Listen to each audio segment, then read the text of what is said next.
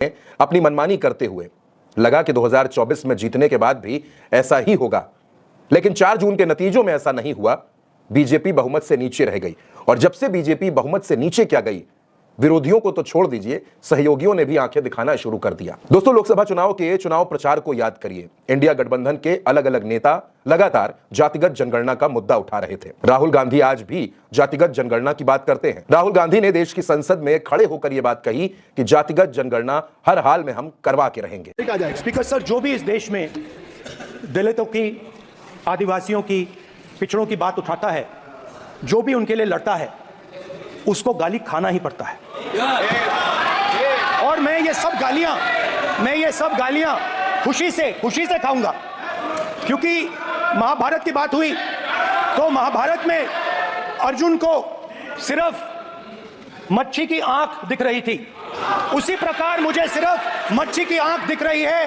जाति जनगणना हम करा के दिखाएंगे। खत्म। आपको जितनी गाली देनी है आप दीजिए, हम खुशी से लेंगे। धन्यवाद। अब दोस्तों, ये बात तो राहुल गांधी की हो गई, लेकिन नरेंद्र मोदी और अमित शाह के लिए राहुल गांधी से ज्यादा बड़ी टेंशन है उनके अपने सहयोगी, उनके वो सहयोगी जिनके सहारे नरेंद्र मोदी प्रधानमंत्री हैं, और वो सहयोगी जिनके सहारे कई राज्यों में उनकी सरकारें चल रही हैं। दबी जुबान से कई सहयोगी जातिगत जनगणना की वकालत कर चुके हैं, चाहे वो उत्तर प्रदेश में ओम प्रकाश राजभर हो या संजय निषाद हो। लेकिन पहली बार दोस्तों, ये सहयोगी खुलकर जातिगत जनगणना की वकालत कर रहे हैं। नरेंद्र मोदी की सरकार में मंत्री चिराग पासवान ने जातिगत जनगणना कराए जाने की मांग कर दी है।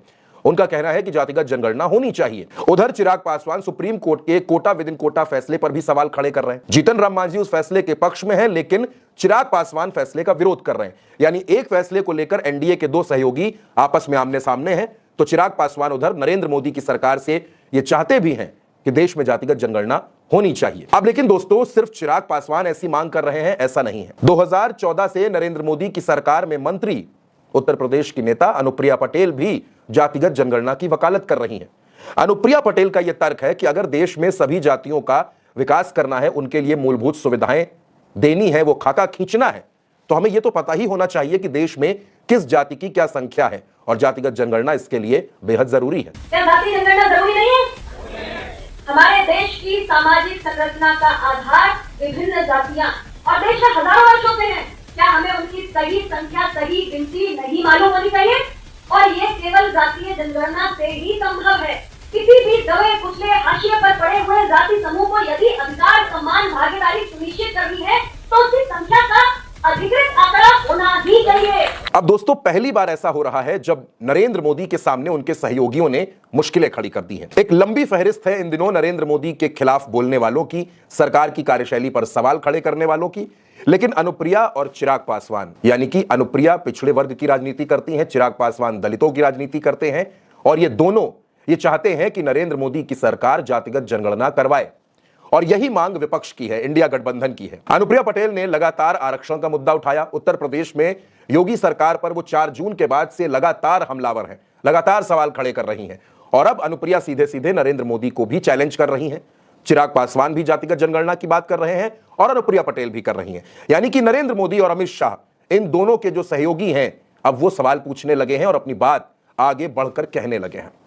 अब गुजरात लॉबी को यह तय करना पड़ेगा कि उनको इनके सामने सरेंडर करना है या नहीं करना है, बात माननी है या नहीं माननी है। और दोस्तों, अगर नरेंद्र मोदी इनकी बात नहीं मानते हैं तो सरकार हमेशा संकट के साए में है। चिराग और अनुप्रिया अपनी अपनी राजनीति बचाने के लिए कभी भी बड़े फैसले ले सकते हैं।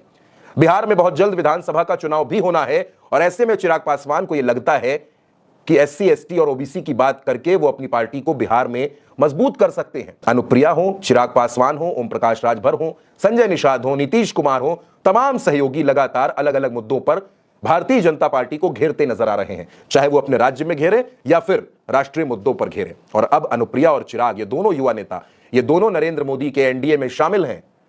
अनुप्रिया पटेल खुद सांसद हैं, चिराग पासवान भी सांसद हैं, दोनों मोदी जी की सरकार के मंत्री हैं। एक उत्तर प्रदेश से आती हैं, एक बिहार से आते हैं, और दोनों ही विरोधी मोर्चा खोले हुए हैं। अब नरेंद्र मोदी इन दो नेताओं की बात मानेंगे? क्या नरेंद्र मोदी भी जातिगत जनगणना की तरफ जाएंगे?